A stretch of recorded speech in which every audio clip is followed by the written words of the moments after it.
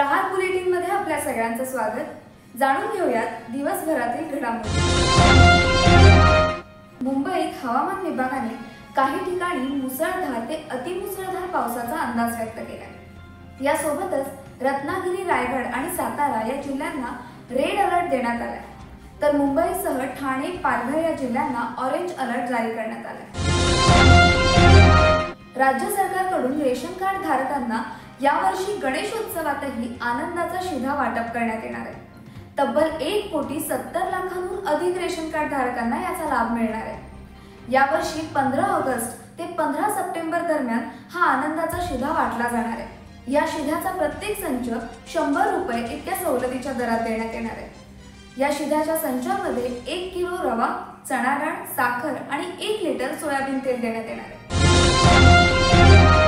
राज्यातील सर्वच ग्रामीण तसेच शहरी भागात एनर्जी ड्रिंक्सच्या नावाखाली कॅफेनयुक्त पेय तसेच नशेच्या गोळ्या बाजारात सहज विक्रीसाठी उपलब्ध आहेत। या गंभीर प्रश्नाकडे आमदार सत्यजित तांबे यांनी सभागृहात लक्ष वेधले। एनर्जी ड्रिंक नावाचा एक प्रकार सभापती महोदया सध्या आपल्या देशामध्ये आणि महाराष्ट्रामध्ये खूप प्रसिद्ध झालेला आहे। पेप्सिको नावाच्या कंपनीने एक एनर्जी ड्रिंक बनवलंय, त्याचं नाव आहे स्टिंग, आणि त्याची जाहिरात जी झालेली आहे त्या जाहिरातीत एनर्जी ड्रिंक पिल्यानंतर तो जो हिरो आहे तो 15 मजले पळत पळत चढत जातो।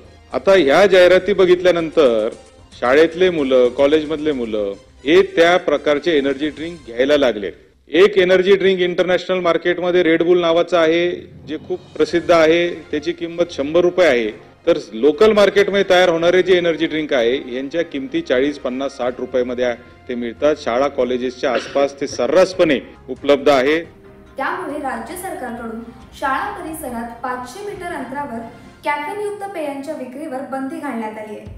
याबाबत आज विधान परिषदेत अन्न व औषध प्रशासन मंत्री धर्मराव बाबा आत्राम यांनी माहिती दिली। तसेच एनर्जी ड्रिंक्सच्या जाहिरातींचाही मुलांवर मोठा परिणाम होतो, त्यामुळे या जाहिरातींसंदर्भात योग्य ती कार्यवाही करून निर्णय घेतला जाईल असे आत्राम यांनी सांगितले। शालेय पोषण आहारात सातत्याने अळ्या, किडे, झुरळ, उंदराच्या लेंड्या अशा धक्कादायक गोष्टी आढळत आहेत। तर सांगली येथे पोषण आहारात नुकतंच मृत वाळा सापाचं पिल्लू आढळलं होतं। ही घटना ताजी असतानाच आता पंढरपूर येथे देखील अशीच धक्कादायक घटना घडली।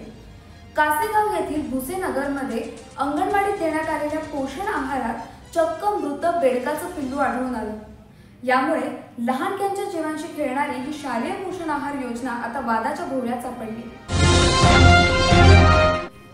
बौद्ध अनुयायांनी केलेल्या आंदोलनानंतर नागपूरच्या दीक्षाभूमी येथील अंडरग्राउंड पार्किंगचा प्रकल्प रद्द करण्यात आला।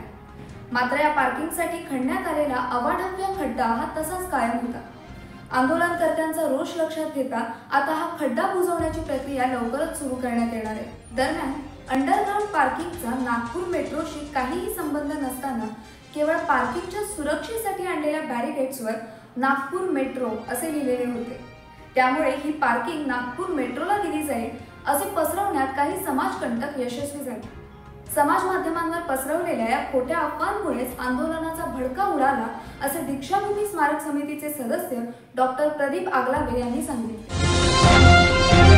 याचबरोबर देश विदेशातील बातम्या आणि आपल्या परिसरातील सर्व अपडेट जाणून घेण्यासाठी प्रहार वेबसाईटसह YouTube, Twitter, Instagram आणि Facebook अकाउंटला फॉलो, शेअर आणि लाईक करा। धन्यवाद।